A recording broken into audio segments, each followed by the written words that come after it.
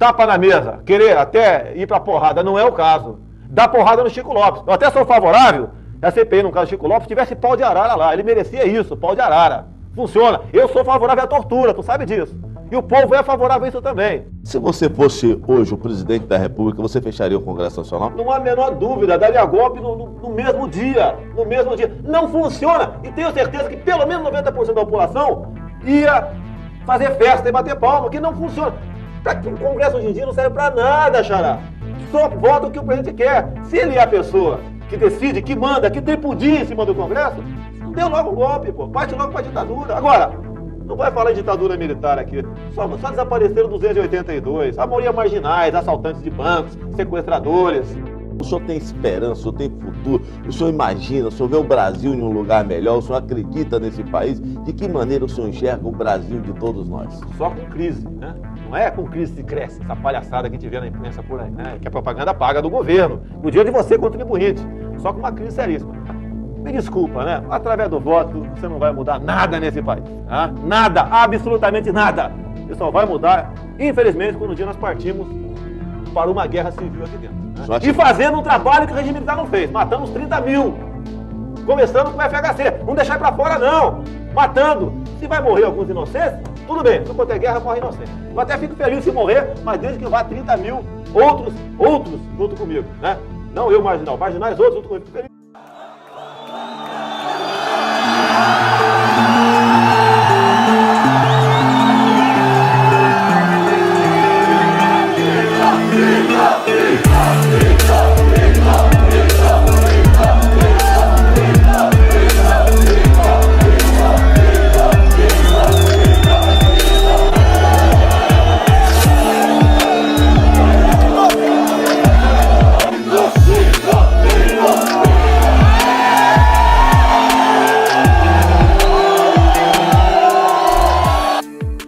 Jair Messias é um dos 6 filhos de Percy Geraldo Bolsonaro e Olinda Bonturi Bolsonaro. Seu pai sustentava os 6 filhos trabalhando como dentista prático, sem formação, e por isso mudavam-se constantemente da cidade. Aos 15 anos de idade, Jair morava com a família em Eldorado, uma cidade de 15 mil habitantes a 250 quilômetros ao sul de São Paulo. Era 8 de maio de 1970, quando a pequena cidade recebeu uma inesperada visita. Carlos Lamarca, um militar desertor e guerrilheiro de esquerda que lutava contra o governo militar, refugiou-se nessa pequena cidade. Houve um tiroteio, um policial foi morto, estradas foram fechadas pela polícia e revistas foram feitas em toda a cidade. Ao final, o guerrilheiro conseguiu fugir e levou sua luta para outro lugar. Mas esse fato marcou profundamente o jovem Jair Messias Bolsonaro. Na ocasião, Bolsonaro e seus amigos chegaram a fornecer dicas para os militares sobre possíveis esconderijos de Carlos Lamarca e seu grupo, que haviam montado um campo para treinar guerrilheiros contra o governo militar no Vale do Ribeira. Foi dessa forma que ele descobriu a capacidade do exército para organizar a sociedade civil e passou a ter como objetivo se alistar no exército. Aos 17 anos, Bolsonaro entrou para a Escola Preparatória de Cadetes do Exército, o ESPECEX. Porém, após refletir, chegou à conclusão que deveria ter prestado concurso para a Academia Militar das Agulhas Negras, a AMAN. Então, no final de 1973, após alguns meses na ESPECEX, prestou o concurso e foi aprovado. Formou-se na AMAN em 1977. Segundo seu melhor amigo na época, Gilmar Alves, para conseguir entrar na escola preparatória e posteriormente no exército, Bolsonaro precisava de dinheiro para pagar seus estudos. Os dois então compraram uma vara e foram pescar para vender os peixes. Gilmar também conta que Bolsonaro sempre dizia para que ele também fosse para o exército, porque os presidentes eram todos militares e ele iria ser presidente.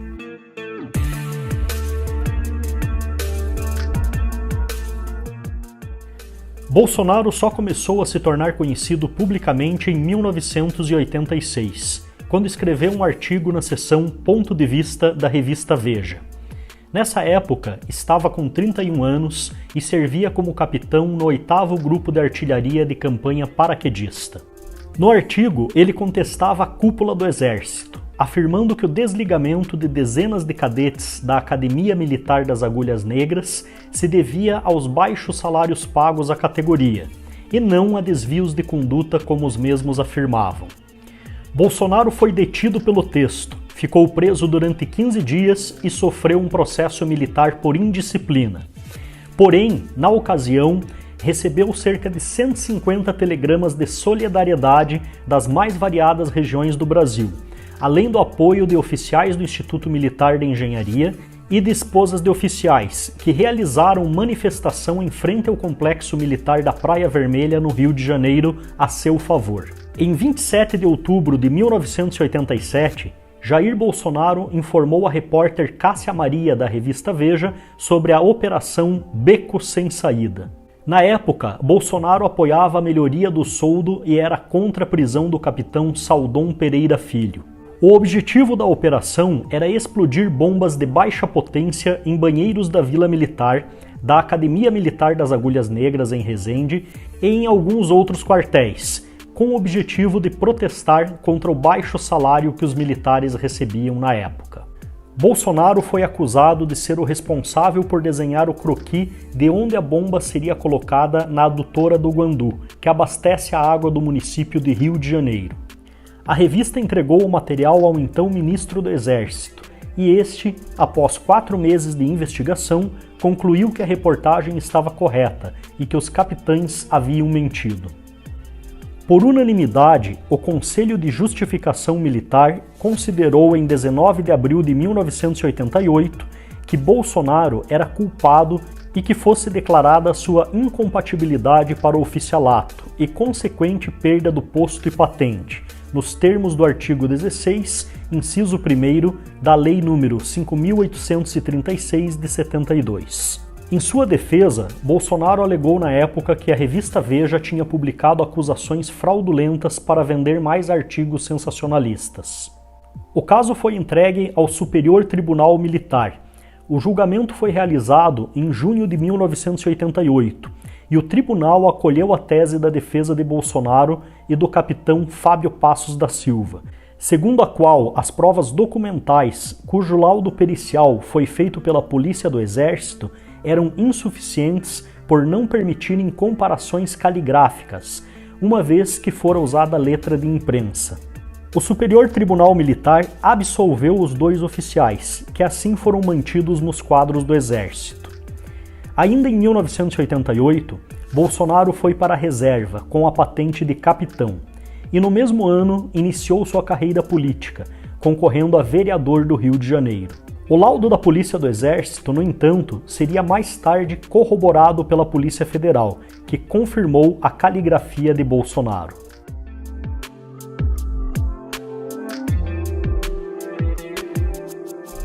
Aproveitando a fama adquirida por defender as causas dos militares, em 1988, Bolsonaro entrou para a vida pública elegendo-se vereador do Rio de Janeiro pelo Partido Democrata Cristão, o PDC. Muitos militares de patente alta o chamavam de oportunista, e quando iniciou sua carreira política, muitos quartéis proibiam a sua entrada. Porém, segundo ele, o ingresso na política aconteceu por acaso, pois sua vontade era dar continuidade na carreira militar, mas optou por se candidatar a vereador por acreditar que era a única opção que possuía no momento para evitar que fosse vítima de perseguição por parte de alguns superiores. Um fato que chamou atenção no curto período em que ele teve o seu mandato foi a recusa em receber um dos 42 Opala 0 km que foram comprados pela Câmara para os vereadores. Sua afirmação foi: "No meu caso, é dispensável." Seu mandato de vereador foi de apenas 2 anos e serviu principalmente para dar visibilidade às causas militares. Apresentou 7 projetos de lei, um dos quais autorizava o transporte gratuito de militares em ônibus urbanos. Bolsonaro, na época, mostrou-se um vereador conservador, discreto e pouco participativo, segundo opiniões de pessoas que conviviam com ele. 2 anos depois, foi eleito pela primeira vez como deputado federal pelo Rio de Janeiro.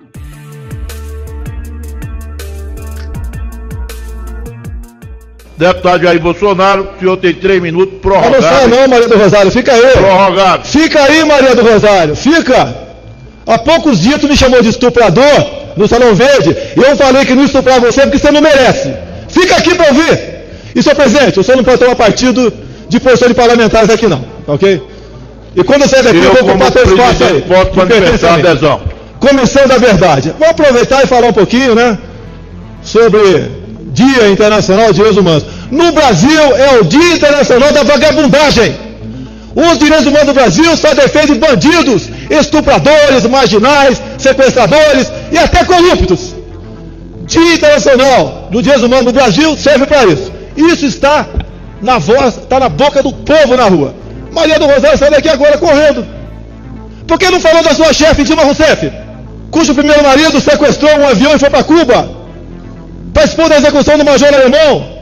Do segundo marido, confessou publicamente que expropriava bancos, roubava bancos, pegava armas em quartéis e assaltava caminhões de carga na Baixada Fluminense. Por que não fala isso? Maria do Rosário, por que não falou sobre sequestro, tortura e execução do prefeito Celso Daniel do PT? Nunca ninguém falou nada sobre isso aqui. Tão preocupados com direitos humanos?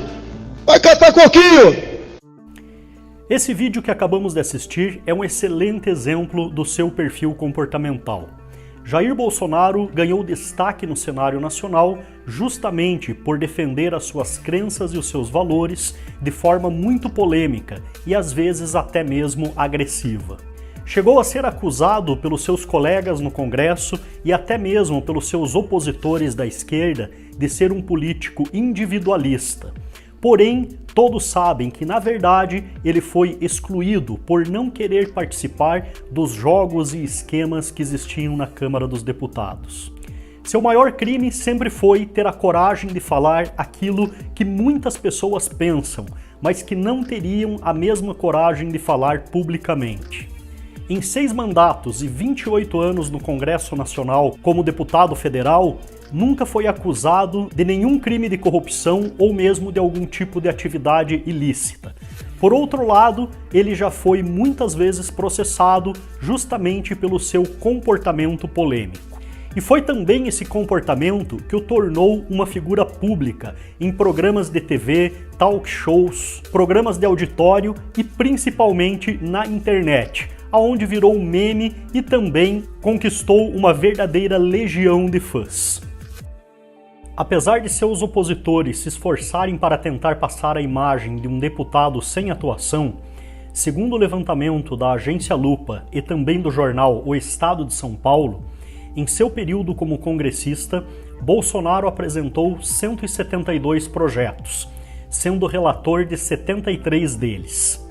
162 foram projetos de lei, um foi um projeto de lei complementar e 5 propostas de emenda à Constituição.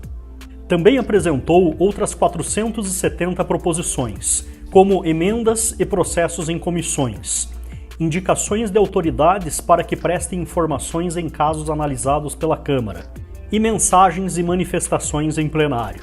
Bolsonaro conseguiu aprovar 2 projetos de lei e uma emenda, entre elas uma PEC que prevê a emissão de recibos junto aos votos nas urnas eletrônicas, e uma proposta que estende o benefício de isenção do imposto de produtos industrializados para bens de informática. Outro projeto seu que ganhou destaque foi uma proposta de emenda à Constituição, que prevê que o Sistema Único de Saúde realize cirurgias de laqueadura e vasectomia em maiores de 21 anos que desejarem realizar o procedimento. Ele argumentou que muitas famílias pobres não têm dinheiro para fazer cirurgias como essas, e que teriam dificuldades em realizar seu planejamento familiar por esse motivo. Essa pauta já é defendida por ele desde o início dos anos 90, quando era vereador. Também defendeu a proposta de emenda à Constituição de que os salários dos policiais militares dos estados não poderiam ser menores que a dos policiais do Distrito Federal, e foi contra a volta da CPMF. Foi membro das comissões de Constituição e Justiça, de Relações Exteriores e titular da Comissão de Segurança Pública e Combate ao Crime Organizado. Bolsonaro justifica sua dificuldade na aprovação de seus projetos alegando que não recebia apoio suficiente dos demais congressistas, por sofrer discriminação por possuir ideias direitistas. No Congresso, ele chegou a ser conhecido como o homem que falava sozinho, por várias vezes ser o único presente no plenário e discursar para o Congresso vazio.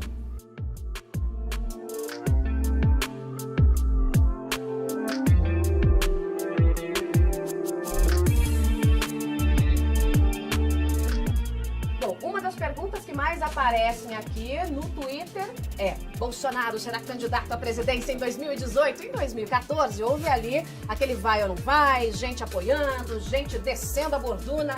E aí, Bolsonaro? Só em duas condições não serei candidato, né? Se estiver morto, tá? Ou se tiver inelegível. Olha, nós temos o povo ao nosso lado, não temos estrutura e temos também a verdade. A minha vida pregressa, 16 anos de capitão do Exército, também ajuda a potencializar essa credibilidade junto à população brasileira. Então é com esse espírito, sem obsessão, mas encarando como uma missão de Deus, é que nós nos preparamos para disputar possivelmente as eleições no ano que vem. Nas eleições de 2010 e 2014, Bolsonaro já tinha considerado concorrer ao Planalto, sempre com um discurso anticorrupção e principalmente anti-PT.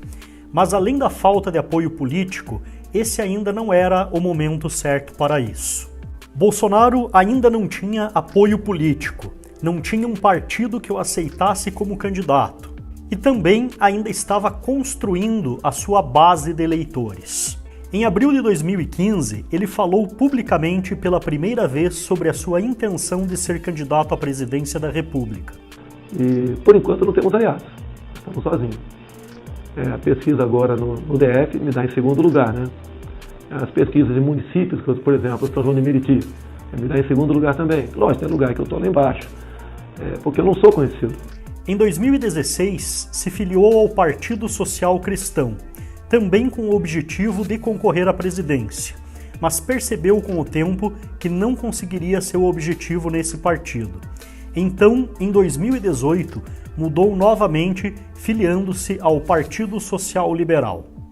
Aproveitando todos os movimentos relacionados ao impeachment de Dilma Rousseff, o crescimento do antipetismo no Brasil, resultado dos inúmeros escândalos de corrupção, e o crescimento dos movimentos conservadores de direita e liberais no país, somado ao fato dele ser o político mais popular do Brasil nas redes sociais, finalmente ele conseguiu o apoio que precisava. No começo, ele era considerado o azarão. Ninguém levou realmente a sério a sua candidatura e chegou a ser considerado uma piada pelos demais congressistas. Mas rapidamente ele ganhava cada vez mais apoio de movimentos de direita e principalmente de movimentos que organizavam grandes manifestações, em especial a favor do impeachment de Dilma Rousseff, a favor da Lava Jato e contra o Partido dos Trabalhadores. No dia 6 de setembro de 2018, Bolsonaro foi vítima de um ataque à faca durante uma campanha em Juiz de Fora, Minas Gerais.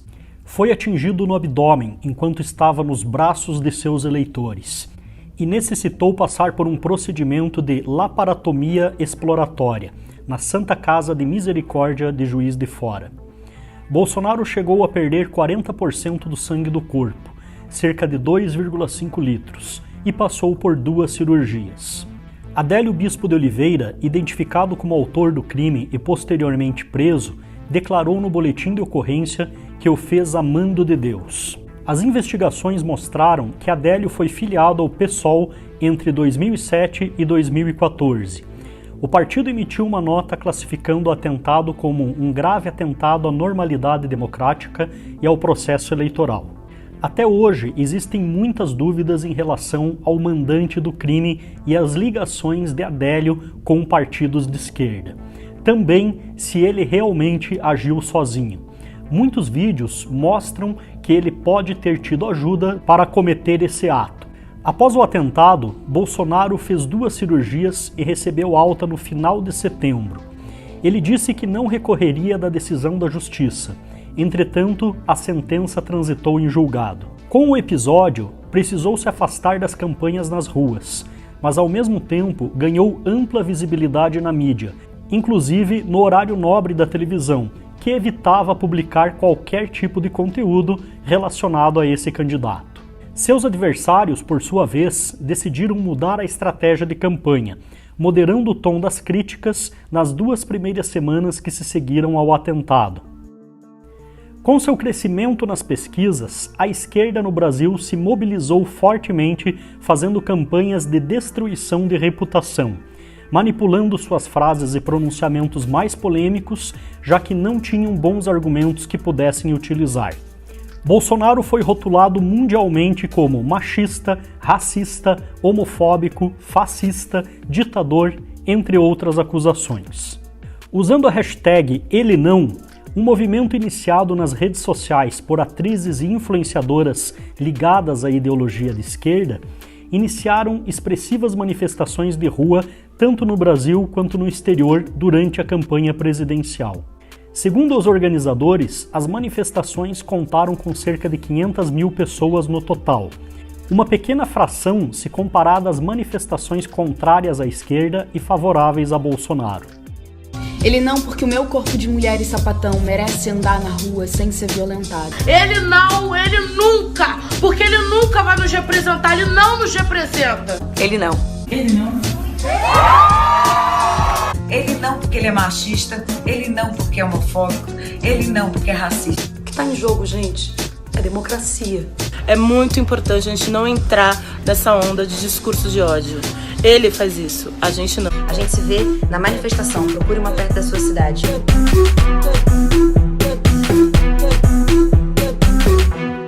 Quanto mais os seus opositores o atacavam, mais ele crescia nas pesquisas e ganhava mais seguidores. Tudo que era apontado como defeito pelos seus opositores acabava sendo visto como uma qualidade pelos seus eleitores. Lula, seu principal rival, estava preso. Haddad, que representava o PT nas eleições, estava, assim como os demais candidatos, envolvido direta ou indiretamente em escândalos. Ou mesmo ainda tínhamos aqueles candidatos que simplesmente não tinham chances de vencer por causa da sua pouca popularidade. Bolsonaro era o cara certo na hora certa, era o político que o Brasil queria. Alguém que não estava envolvido em casos de corrupção ou escândalos. E apesar de ser polêmico, representava uma nova mentalidade do brasileiro. Um povo que estava cansado de casos de corrupção e de não receber nada em troca do governo. Bolsonaro venceu com 55,13% no segundo turno das eleições e se tornou um dos presidentes mais populares de toda a história do Brasil. Teve o azar de encontrar uma pandemia em seu caminho, o que deu mais combustível para os seus opositores usarem contra ele. Hoje, ele é o principal candidato para a disputa em 2022. Mas seu governo ainda não acabou e temos muita coisa pela frente, principalmente com Lula novamente na disputa. Valeu, pessoal, abraço e até o próximo vídeo. 94,44% das urnas apuradas. Então, portanto, está eleito. Acabou!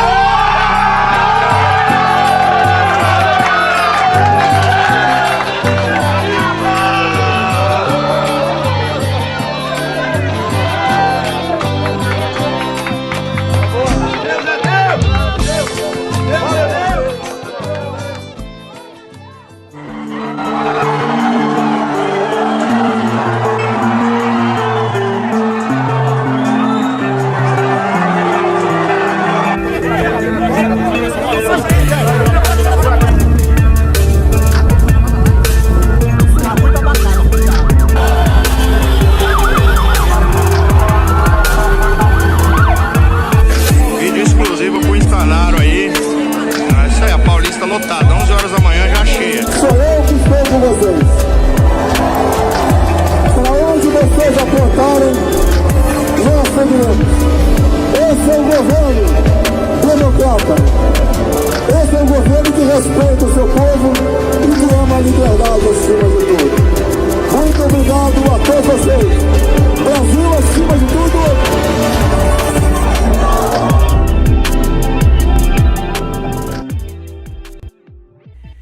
Jair Messias Bolsonaro é o 38º presidente do Brasil. Ele foi eleito em 2018 e assumiu a presidência em 1º de janeiro de 2019, com muitos desafios para enfrentar. Sem apoio da mídia e com o menor orçamento de todos os tempos, sua campanha foi realizada praticamente pelas redes sociais e impulsionada por milhões de apoiadores anônimos que acreditaram na promessa de um novo país, com valores republicanos, conservadores e liberais. Brasil acima de tudo e Deus acima de tudo. Muito obrigado.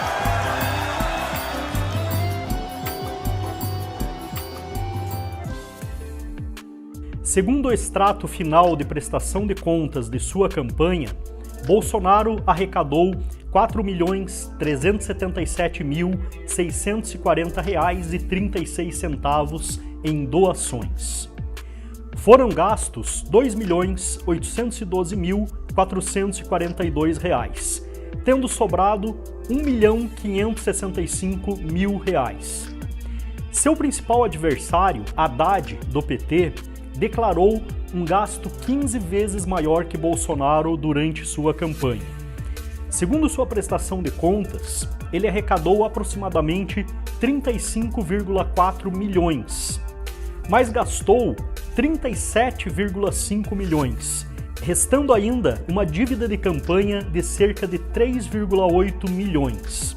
E ao final da sua campanha, organizou ainda uma vaquinha nas redes sociais pedindo mais doações para saldar as dívidas.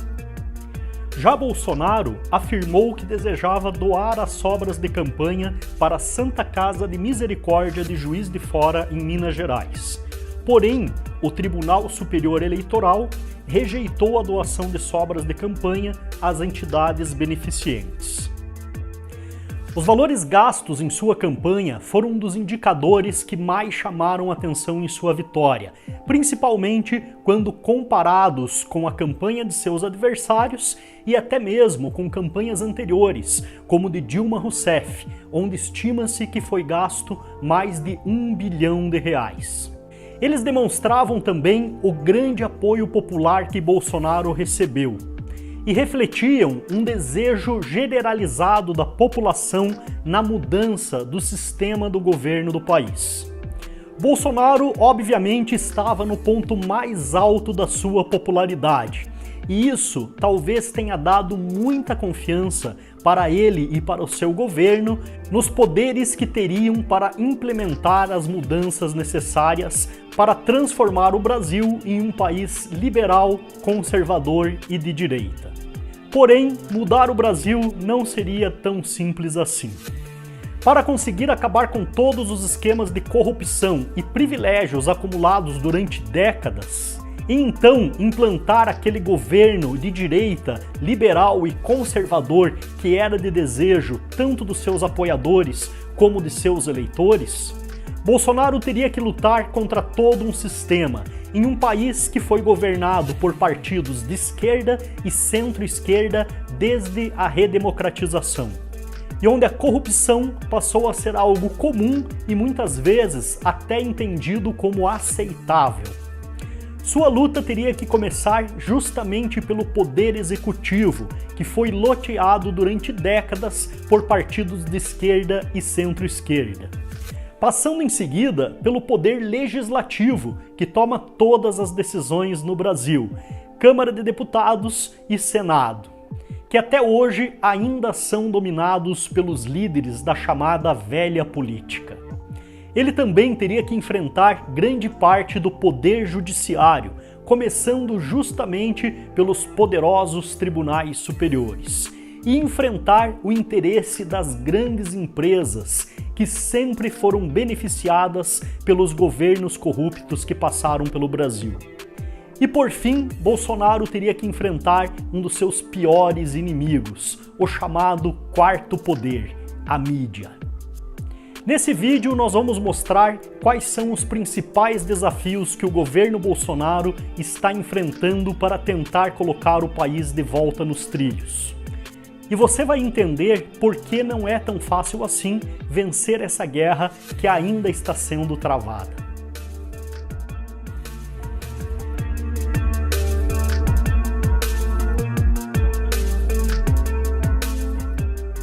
Idolatrado por seus eleitores e odiado pela oposição, Jair Messias Bolsonaro assumiu a presidência sem imaginar todos os desafios que teria que enfrentar em seu governo. Bolsonaro assumiu um país completamente destruído pelos 13 anos de administração do Partido dos Trabalhadores, que foram responsáveis por orquestrar alguns dos maiores escândalos de corrupção da história mundial. Dilma Rousseff, que recebeu seu impeachment em 2016, entregou o país em uma das piores situações econômicas e sociais de todos os tempos da nossa história. Os números que vou apresentar a seguir são apenas uma amostra da herança deixada pelos governos do PT para Jair Bolsonaro. A inflação ao final do governo Dilma era de 10,7%, a maior taxa desde o governo de Fernando Henrique Cardoso em 2002.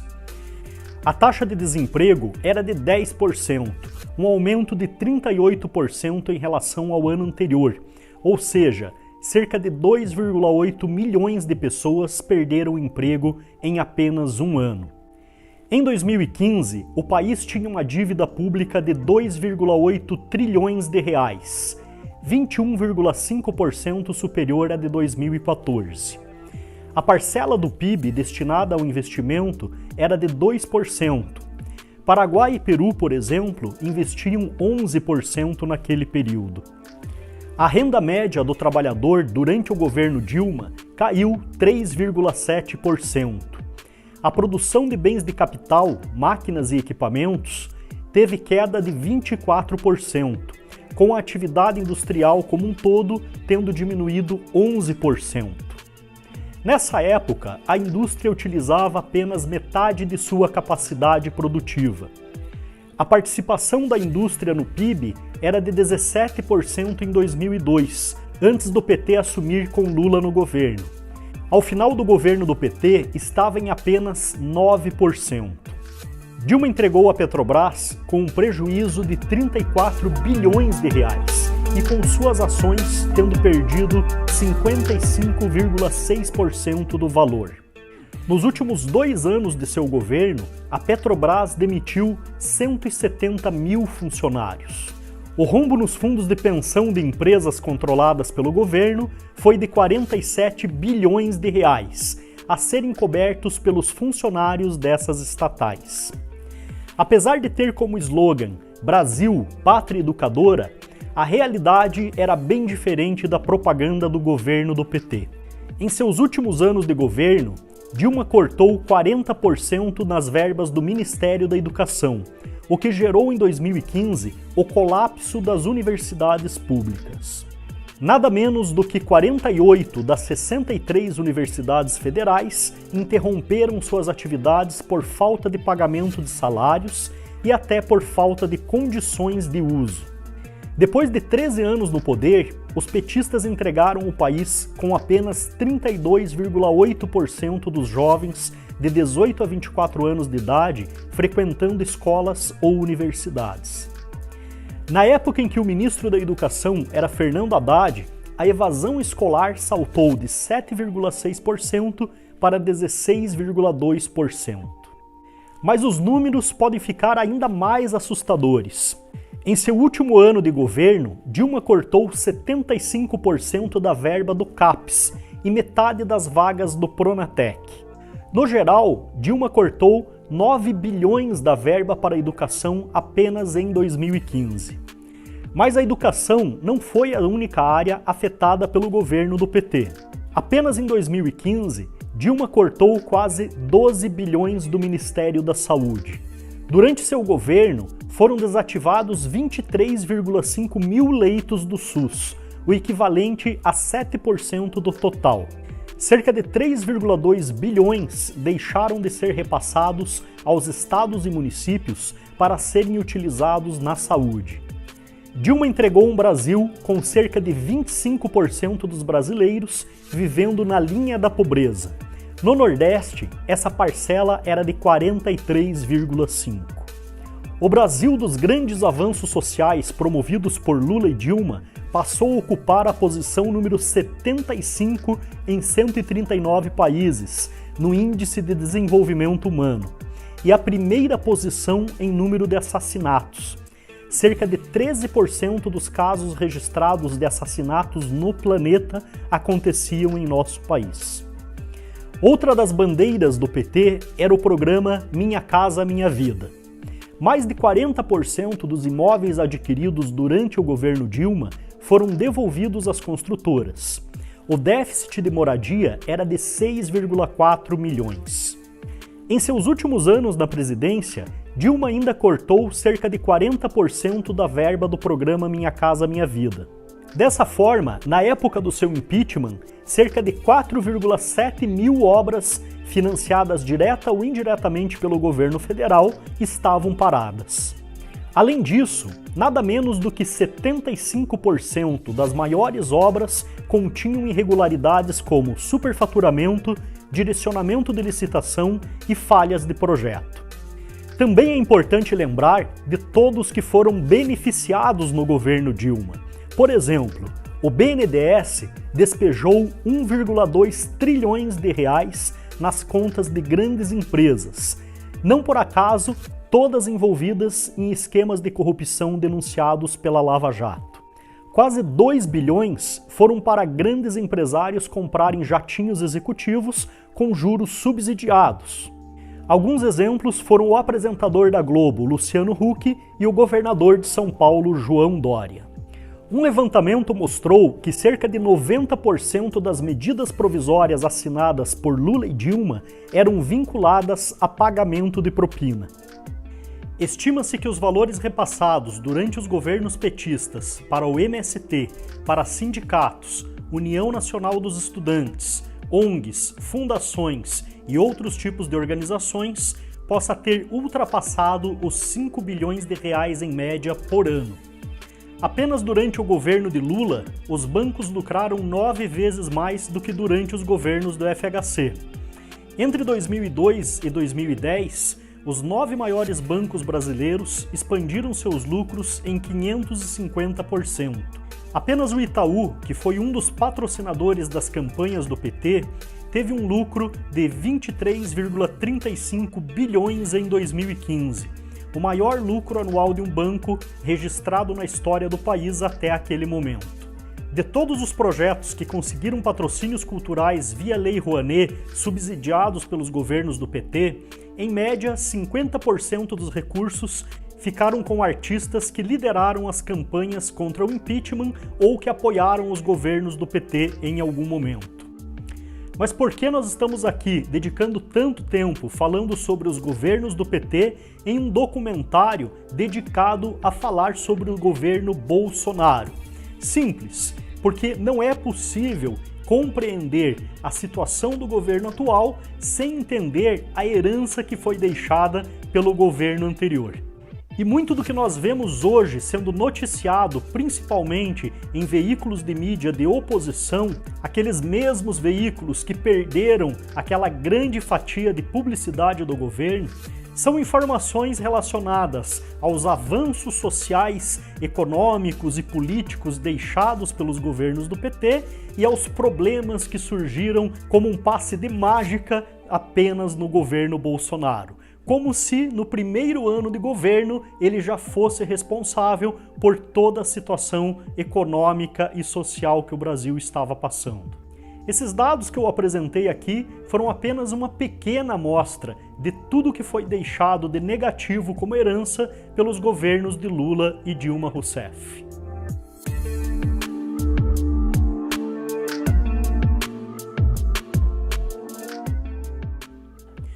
Os escândalos de corrupção descobertos nos últimos anos envolvendo principalmente partidos de esquerda, além de políticos de diversas legendas de centro e centro-esquerda, foram responsáveis pelo surgimento de um novo movimento no Brasil. Pela primeira vez em décadas, a população se reunia de forma espontânea, movidas por um ideal e não manipuladas por partidos políticos. Apoiados por um discurso liberal, conservador e anti-esquerda, milhões de brasileiros começaram a se mobilizar através de grupos e comunidades nas redes sociais e aplicativos. E no centro de todo esse movimento, um candidato em especial ganhou um grande destaque: Jair Messias Bolsonaro. Como deputado federal durante 28 anos, Bolsonaro era conhecido principalmente pela sua posição radical e por suas constantes declarações polêmicas, mas também por nunca ter sido relacionado a nenhum caso de corrupção. Em meio a uma crise generalizada de confiança nos políticos mais populares, Bolsonaro surgiu como uma opção viável para a presidência do Brasil e começou a crescer nas pesquisas espontaneamente, sem o apoio da mídia de massa e com pouco apoio político. Ao perceber essa onda de popularidade, muita gente começou a se aproximar, ou mesmo usar o seu nome em suas campanhas extraoficialmente. Boa tarde, Brasil! É isso! Holiday, muito obrigado, MBL. Gente de valor, gente de luta. Eu tô aqui com a bandeira verde e amarela. Essas são as cores do Brasil. Eu não tive nenhuma dúvida em defender a partir do término do primeiro turno. Não tive dúvida nenhuma de assumir o lado de quem defende o Brasil. Eu defendo o Brasil com Bolsonaro presidente do Brasil. Dessa forma, a mesma onda de direita que elegeu Bolsonaro também levou ao poder 12 governadores e dezenas de deputados e senadores. Grande parte deles eleitos utilizando diretamente o nome de Bolsonaro, apesar de não ter seu apoio oficial. Durante sua campanha, teve também o apoio de movimentos que se intitulam suprapartidários de direita, como o Vem Pra Rua e Movimento Brasil Livre, o conhecido MBL, que apesar de não serem partidos políticos, também elegeram muitos de seus líderes como vereadores, deputados e senadores. Apenas em seu partido na época, o PSL, 52 deputados federais foram eleitos, tornando a segunda maior bancada da Câmara. A sigla só perdia para o PT, que teve 56 candidatos eleitos. Nas eleições anteriores, em 2014, o PSL só tinha conseguido emplacar um deputado federal, e o PT, nesse ano, contava com 70 deputados. Ao iniciar sua gestão, Bolsonaro já contava oficialmente com o apoio de 222 deputados federais e 23 senadores. Porém, todo esse apoio durou pouco. Após assumir a presidência, Bolsonaro recusou-se a lotear cargos públicos, promoveu demissões em massa de cargos comissionados contrários à sua ideologia e começou a nomear para ministérios e para a direção de estatais um quadro técnico, além de diversos generais, o que desagradou muitos que esperavam que após as eleições ele entrasse no velho jogo político.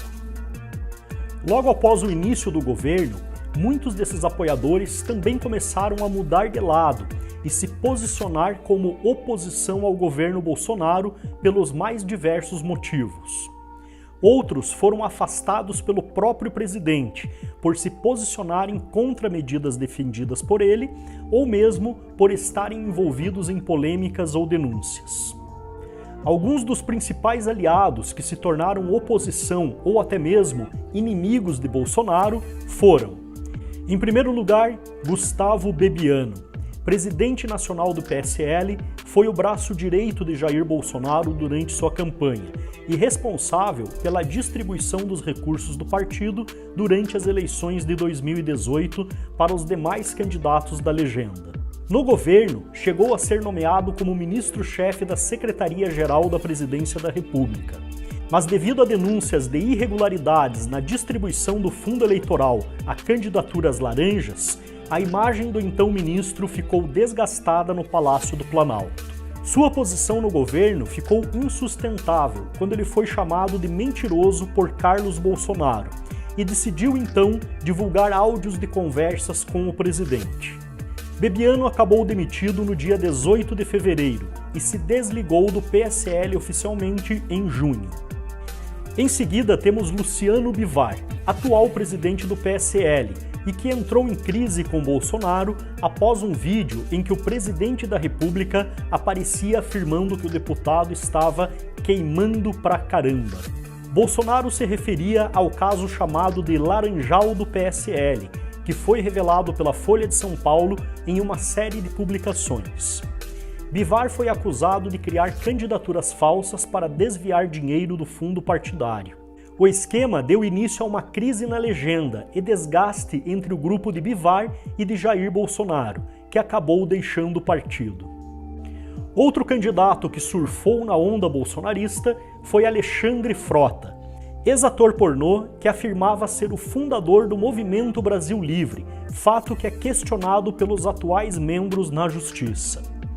Frota começou a se destacar no cenário político em maio de 2016, quando entrou com um pedido e apoiou o impeachment de Dilma Rousseff.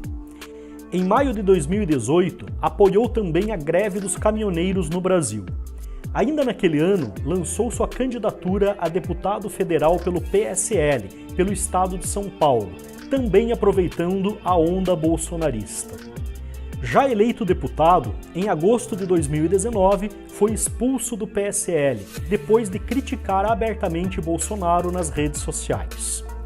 O deputado era contra a nomeação de Eduardo Bolsonaro, o filho 03 do presidente, para a Embaixada do Brasil nos Estados Unidos, e se absteve também na votação do segundo turno da reforma previdenciária.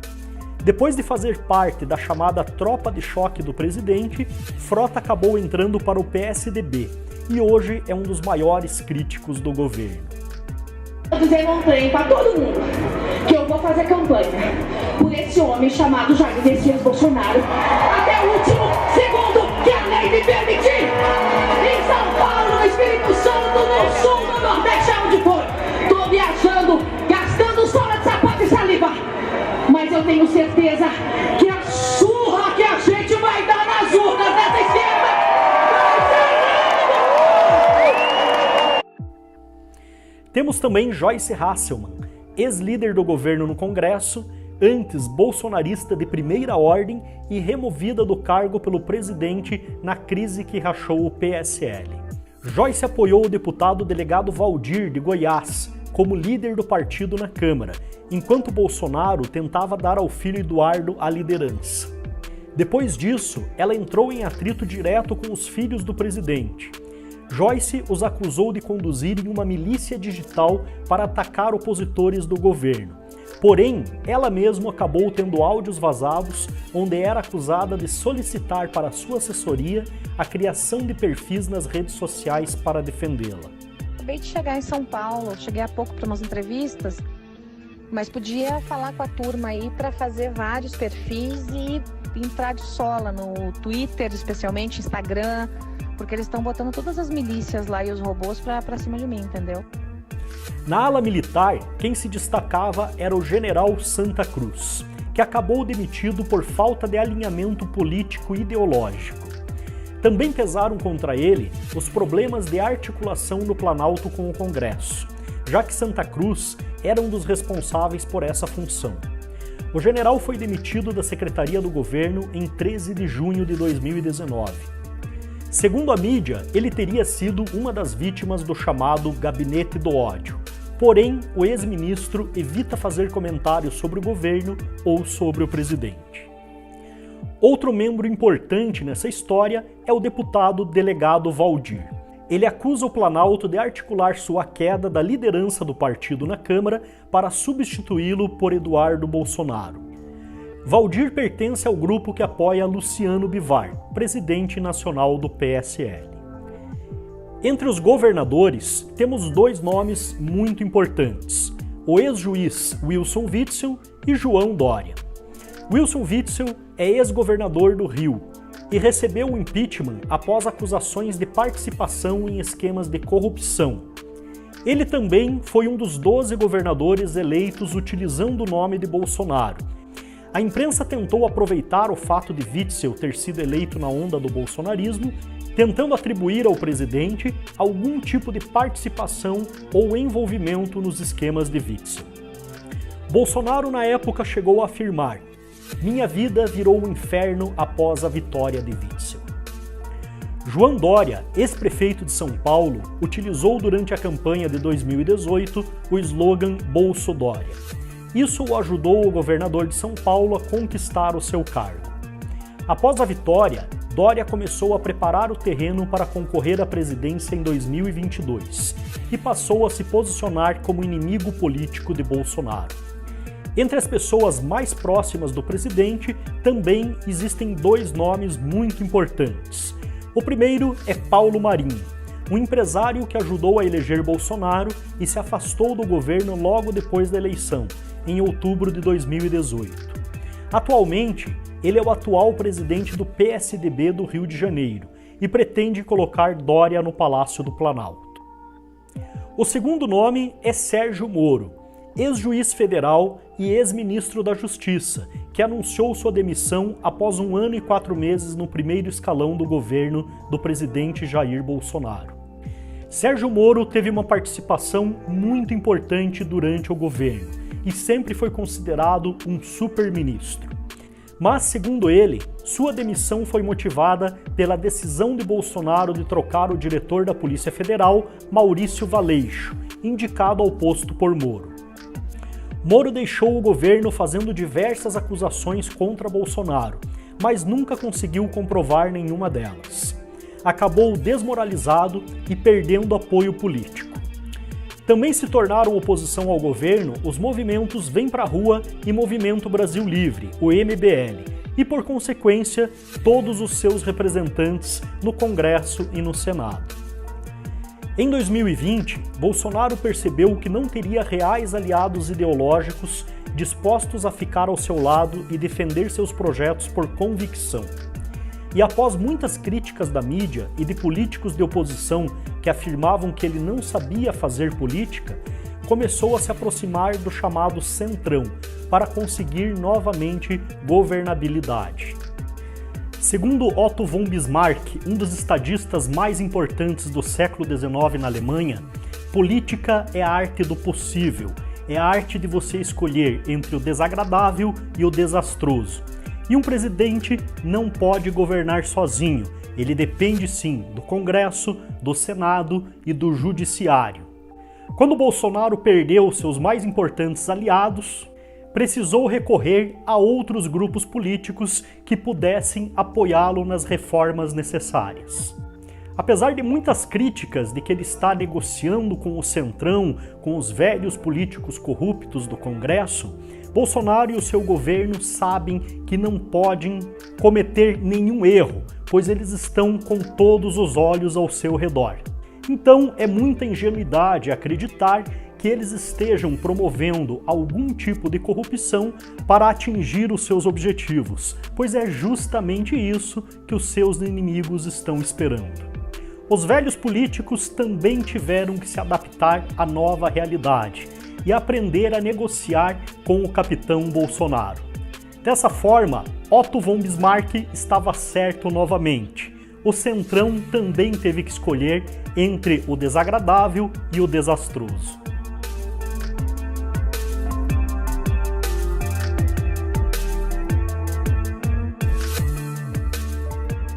A imprensa, ouça o povo! Ouça o povo!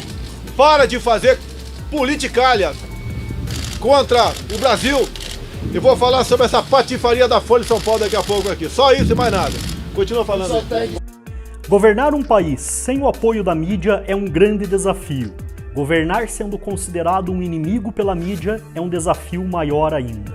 Bolsonaro nunca foi muito popular com os veículos de comunicação e com a imprensa brasileira.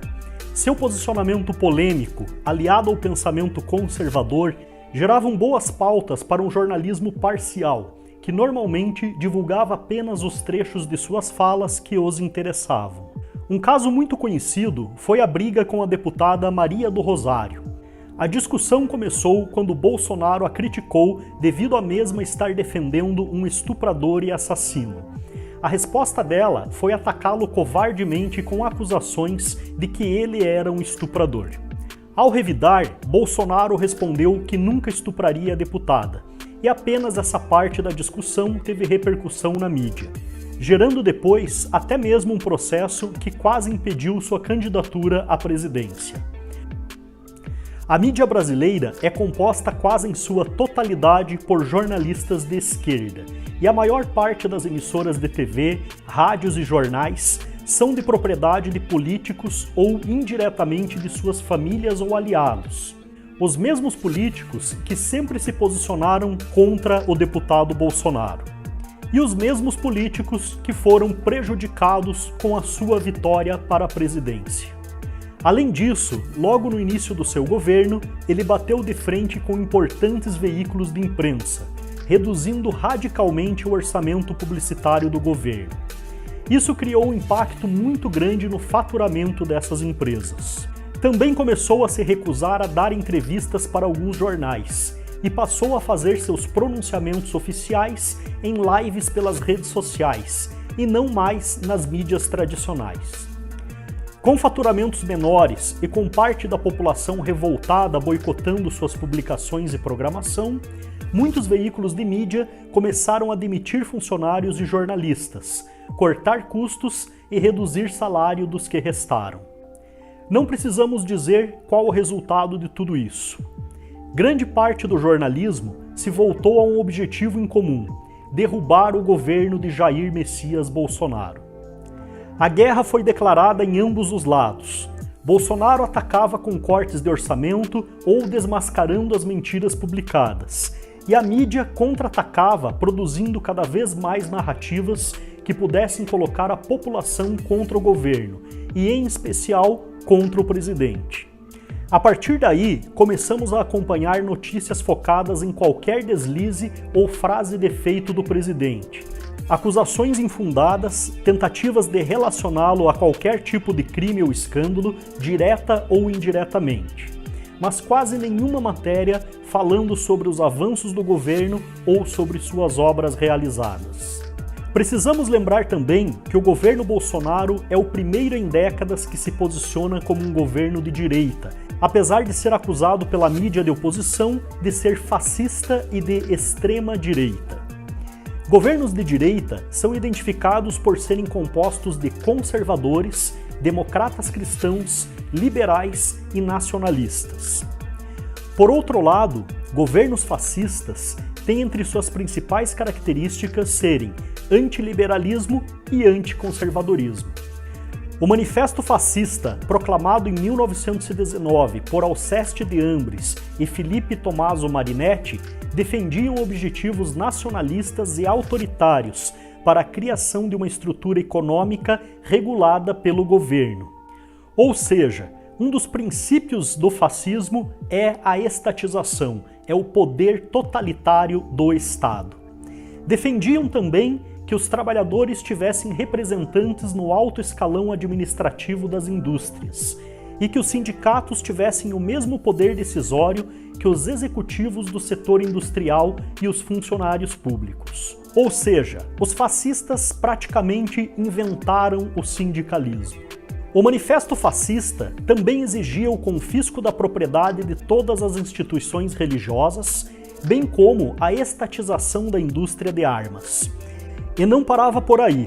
Os autores do Manifesto Fascista também defendiam a criação de um sistema corporativista de conselhos nacionais, semelhantes aos sovietes dos comunistas. Esses conselhos seriam formados por especialistas eleitos por suas respectivas organizações profissionais, os quais teriam poderes legislativos em suas respectivas áreas. Também exigiam um pesado imposto progressivo sobre os lucros e os ganhos de capital, com o intuito de expropriar uma fatia de toda a riqueza dos capitalistas. O fascismo também propunha falar a novilíngua de George Orwell. Todos os livros didáticos do nazismo ou fascismo faziam uso de um vocabulário pobre e de síntese elementar, a fim de limitar os instrumentos para um raciocínio complexo e crítico. Resumindo, se analisarmos todas essas características, elas se encaixam perfeitamente nos partidos de esquerda brasileiros, e não em Bolsonaro e seu governo. Porém, a esquerda brasileira e seus representantes na mídia utilizam como estratégias de guerra conceitos básicos do comunismo, a destruição de reputação de seus adversários e a frase atribuída a Vladimir Lenin: xingue-os do que você é, acuse-os do que você faz. A guerra entre a mídia e o governo continua, e ainda é muito cedo para concluirmos quem está ganhando e quem está perdendo.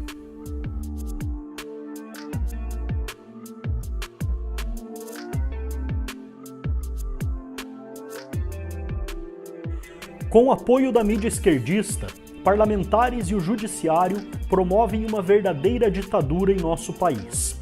E essa é a batalha mais difícil para o governo. Projetos são barrados no Congresso ou no Senado. Reformas como administrativa e tributária são levadas em banho-maria e sofrem grandes modificações em seu percurso, perdendo os objetivos iniciais. O Supremo Tribunal Federal, composto por maioria dos magistrados indicados pelo PT, se tornou um tribunal de inquisição. Atropelando a Constituição que deveriam defender, eles investigam, julgam, defendem e atacam de acordo com suas conveniências ideológicas. Com poder sobre o Congresso e sobre o Senado, a única força atualmente que pode barrá-los é o Exército, a mando do chefe supremo das Forças Armadas, Jair Messias Bolsonaro. Como vocês sabem, essa história não termina por aqui. O governo continua e em 2022 teremos eleições novamente. E o risco da esquerda voltar ao poder é cada vez mais iminente. Se você gostou desse documentário, inscreva-se aqui no canal. Isso nos ajuda a produzir ainda mais vídeos como esse e continuar contando essa história. Compartilhe também com seus amigos, curta o vídeo e aproveite para assistir os outros documentários que já foram publicados. Abraço e até os próximos vídeos.